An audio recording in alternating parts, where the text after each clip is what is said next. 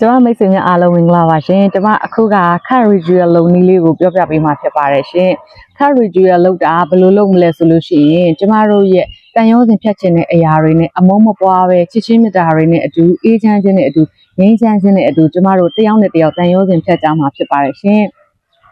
်ကျမတို့ဟာလူတွေနဲ့အလုပ်တွေနဲ့နေရာတွေနဲ့မိသည့်အကြောင်းအရာနဲ့မဆိုလွတ်လပ်စွာငြိမ်းချမ်းစွာနဲ့တန်ရုံးစဉ်ဖြတ်နိုင်ပါတယ်ရှင်အဲ့လိုလုံနည်းလေးကိုကျမအခုစပြောပါတော့မယ်ရှင်တရွက်လေးတရွက်ပထမဆုံးလူပါတယ်အဲ့ဒီတရွက်လေးမှာကျမတို့ဒီမှာအယိုးလေးရှိတယ်ပေါ့အယိုးရဲ့ဘယ်နဲ့ညာနဲ့နှစ်ဖက်မှာကျမတို့တန်ရုံးစဉ်ဖြတ်ခြင်းတဲ့အရာတွေနဲ့တယောက်တစ်ဖက်စီရေးပါရှင်တစ်ဖက်ကကျမတို့ကိုယ်တိုင်ဆိုလို့ရှိရင်နောက်တစ်ဖက်ကကျမတို့တန်ရုံးစဉ်ဖြတ်ခြင်းတဲ့အရာကိုကြီးပါရှင်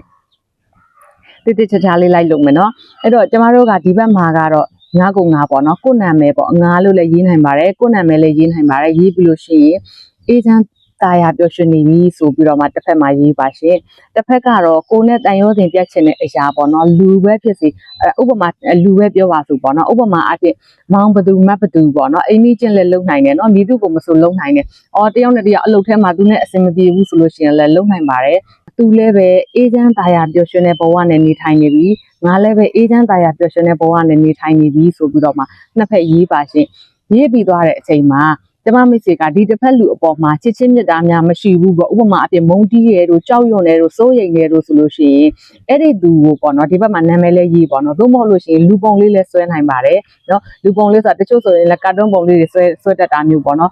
်ခေါင်းလေးတွေကိုလုံးလေးရဲ့ခြေထောက်ကလေးရဲ့ဒီဘက်မှာလည်းကိုယ့်ရဲ့ခေါင်းလေးကိုလုံးလေးခြေထောက်ကလေးပေါ့ယောက်ျားလေးဆိုရင်ဘောင်းမရှိမိန်းကလေးဆိုရင်စကတ်လေးဒီတိုင်းမျိုးလေးဆွဲနိုင်ပါတယ်နော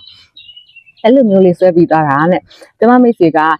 ကိုလည်းပဲစတောင်းမြတ်တာပို့ပါကိုလည်းမြတ်တာပို့ပါပေါ့နော်ငါကျမ်းမာနေတယ်ပျော်ရွှင်နေတယ်ငါကကျမ်းမာခြင်းနေနဲ့ထိုက်တန်တယ်ပျော်ရွှင်ခြင်းနေနဲ့လည်းထိုက်တန်တယ်ငါကချစ်ချင်းမြတ်တာတွေနဲ့လည်းထိုက်တန်တယ်ပေါ့နော်အလုပ်အကိုင်အတွက်ဆိုလို့ရှိရင်လည်းပဲငါဟာယာရုတိုးခြင်းနေနဲ့လည်းထိုက်တန်တယ်စသဖြင့်ပေါ့နော်ကိုလိုချင်တဲ့ဆန္ဒတွေအားလုံးကိုတစ်ဖက်ကိုကြည့်ပြီးပြောပါနောက်တစ်ဖက်ကိုလည်းပဲဘယ်တော့မှဒုက္ခမပေးဘဲနဲ့သူ့ကိုလည်းချစ်ချင်းမြတ်တာတွေပြောပါနော်ကိုကဒေါသဖြစ်တယ်ကွာသူ့ကိုကြည့်မရဘူးဒါပေမဲ့အဲ့ဓာတွေကိုစိတ်ထဲမှာဘာမှမထားနဲ့နော်စိတ်ထဲမှာမထားဘဲနဲ့ကိုကနေပြီးတော့သူတယောက်ပေါ့နော်ဒီဘက်မှာရှိတယ်ဥပမာအပြင်မောင်ဖြူဆိုမောင်ဖြူမတ်ဖြူဆိုမတ်ဖြူတာယာပါစေချမ်းမြေ့ပါစေပျော်ရွှင်ပါစေသူ့ရဲ့လက်ရှိဘဝမှာလည်းပဲပေါ့နော်အောင်မြင်ခြင်းတွေလည်းရရှိပါစေသူ့ဘဝလေးနဲ့သူဟာလည်းထိုက်တန်တဲ့သူသားတယောက်ဖြစ်ပါတယ်ဒါကြောင့်မလို့သူကလည်းသူ့ဘဝရဲ့ကြီးမြတ်ခြင်းတွေကိုထိုက်တန်စွာရရှိပါစေငါကလည်းငါဘဝရဲ့ကြီးမြတ်ခြင်းတွေကိုထိုက်တန်စွာရရှိပါစေငါတို့နှစ်ယောက်ရဲ့ကြားမှာအမုန်းတရားမရှိဘဲနဲ့ငါတို့နှစ်ယောက်ဟာတယောက်နဲ့တယောက်ချစ်ချင်းမြတ်တာတွေမပြတ်ဘဲနဲ့ငါတို့နှစ်ယောက်ဟာတယောက်နဲ့တယောက်ဘဝကိုပဲရံမမူကြဘဲနဲ့ငါတို့နှစ်ယောက်စလုံးကိုယ့်ဘဝနဲ့ကိုအကောင်းဆုံးတည်ဆောက်နိုင်ပါစေဆိုပြီးတော့မှအဲ့ဒီကျမမိတ်ဆွေများတည့်ရွက်ကလေးမှာပေါ့နော်ရေးထားတဲ့ကိုယ့်ရဲ့နာမည်ရဲ့တခြားသူရဲ့နာမည်လေးရဲ့အဲ့ဒါလေးကိုတိတိကျကျလေးပြောပါရှင်စိတ်ထဲကနှစ်ပြောပါဒါဟာစိတ်တကူဖြစ်ပါတယ်တိတိကျကျလုပ်ပါနော်ကိုယ့်ရဲ့စိတ်တကူဘလောက်အထိကြီးမားလဲမကြီးမားလဲဆိုတာကျမမိတ်ဆွေများလှုပ်တဲ့အချိန်ပေါ်မှာမူတည်ပြီးတော့မှလေလှုပ်တဲ့အချိန်မှာကိုယ့်ရဲ့ထားတဲ့စိတ်ပေါ်မှာမူတည်ပြီးတော့မှအနည်းနဲ့အမြန်အချိန်အတူအရှိဖြစ်သွားနိုင်တယ်ဒါကြောင့်မလို့တိတိကျကျလေးစိတ်နှစ်ပြီးတော့လုပ်ပါတစ်ဖက်လူကိုလုံးဝဒုက္ခမပေးခြင်းတစ်ဖက်လူကိုအမုန်းမပွားခြင်းတစ်ဖက်လူကိုချစ်ချင်းမေတ္တာထားခြင်းနဲ့တည်တည်ချာချာ courage ရလုပ်ပါရှင်เนาะအဲ့လိုမျိုးလုပ်ပြီးသွားပြီဆိုလို့ရှိရင်ကျမမိတ်ဆွေကကက်ကြီးလေးတစ်လက်နဲ့ပေါ့နော်ဒီ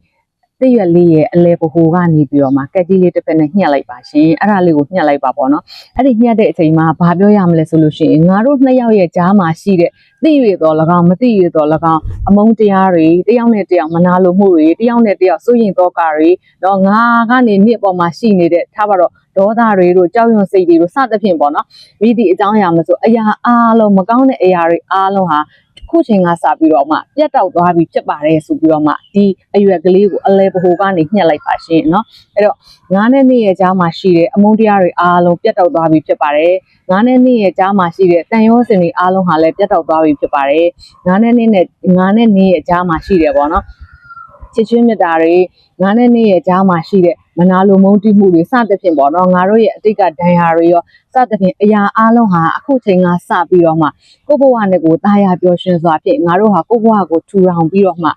ကိုယ့်ရဲ့ကိုယ်ပိုင်ဘဝလေးနဲ့အတူတာယာချမ်းမြေ့ပြီးဖြစ်ပါတယ်ဆိုပြီးတော့မှเนาะကျမမိတ်ဆွေတွေကဒီ တိရွယ်လေးကိုတိတိကျကျလေးညှက်ပေးပါရှင်အဲ့လိုညှက်ပြီးသွားလို့ရှင်တော့တနေရာစီကိုပေါ့နော်ကျမမိတ်ဆွေများလွှင့်ပြနိုင်ပါတယ်အဲ့ဒီလိုမျိုးလုပ်ပါရှင်ဘယ်နည်းရလောက်ကမလဲလို့မမေးပါနဲ့နော်ကျမမိတ်ဆွေစိတ်ထဲမှာရှိရင်ရှိသလောက်လုပ်ပါလုပ်တဲ့အချိန်တူဖို့လိုလားဆိုလို့ရှိရင်ကျမမိတ်ဆွေရဲ့စိတ်ထဲမှာရှိတဲ့ပြင်းပြဆုံးဆန္ဒဖြစ်တဲ့အချိန်ဆိုလို့ရှိရင်ရပါတယ်နော်ဥပမာကျမမိတ်ဆွေက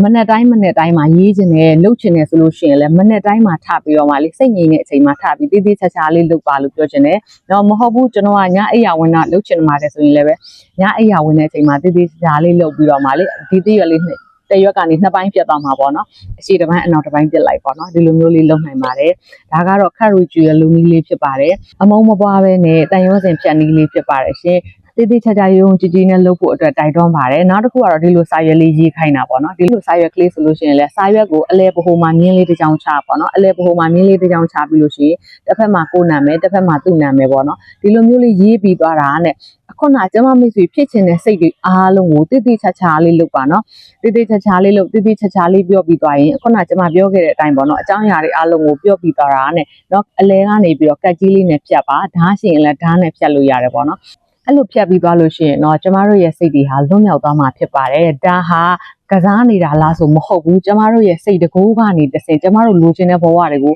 ဖန်တီးပြီးခေါ်ယူနေတာဖြစ်ပါတယ်ဒါကြောင့်မလို့တေးသေးချာချာလုပ်ဖို့အတွက်အကြံပြုပါတယ်တိုက်တွန်းပါတယ်ကျမဒုက္ခရောက်နေတဲ့စိတ်ဆင်းရဲနေတဲ့ relationship ကနေဖြတ်လို့မရဘူးဆိုလို့ရှိရင်တေးသေးချာချာလုပ်ကြည့်ပါရှင်အမုန်းမပွားပဲနဲ့เนาะချစ်ချင်းမြတ်တာအများဖြင့်တယောက်နဲ့တယောက်နားလည်မှုရှိစွာဖြင့်အဲ့ဒီလိုမျိုးနဲ့တန်ရုံးစင်ပြတ်နိုင်ပါတယ်ဆိုတာလေးကိုပြောချင်ပါတယ်ရှင်ကျမမိတ်ဆွေများနေရာဒေသတွေကြောင်းရွှေ့ချင်တာနဲ့ပတ်သက်ပြီးတော့လဲ courage ရဲ့လေးလုပ်လို့ရတယ်ပေါ့နော်အဲ့ဒါဘာလို့ဆိုလို့ရှိရင်ကျမတို့ကဒီနေရာကနေတဆင့်ပေါ့နော်ကျမတို့လိုချင်တဲ့ဘဝတွေကိုပြောင်းရွှေ့နေရာယူတော့မယ်ဆိုပြီးတော့မှာပေါ့နော်ကျမတို့ကတစ်ဖက်မှာ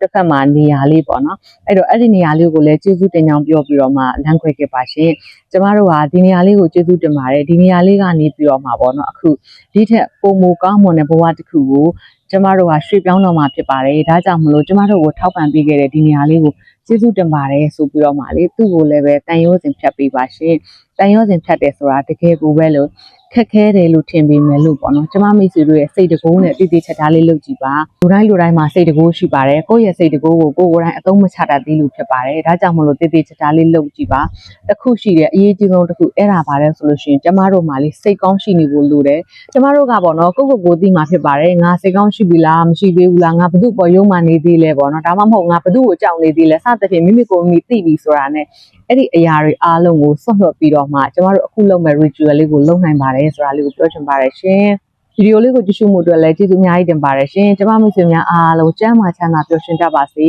တရောစင်ဖြတ်တဲ့နည်းလေးနဲ့အတူကျမမိတ်ဆွေများတယောက်ကိုတယောက်ပုံပင်သောကမရှိရန်ညိုးမရှိအမုန်းမရှိဘဲနဲ့လွတ်လပ်တဲ့ဘဝတွေကိုလည်းကိုယ်စီပိုင်ဆိုင်နိုင်ကြပါစေရှင်ကျေးဇူးတင်ပါတယ်ရှင်